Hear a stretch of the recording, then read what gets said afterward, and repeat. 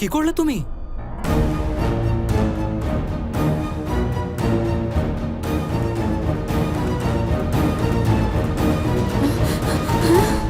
এটা কি করে হলো? আমি ওকে কর্নফ্লেক্স খেতে বারণ করলাম, তাই ও আমাকে প্লেট ছুঁড়ে মারলো। মুন্নি, তোমার সাথে সন্ধ্যাবেলা এসে কথা বলছি।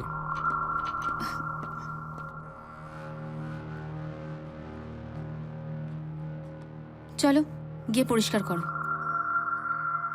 কি হয়েছে তোমার? যদি ড্যাডির কোথাও লেগে যেত তাহলে?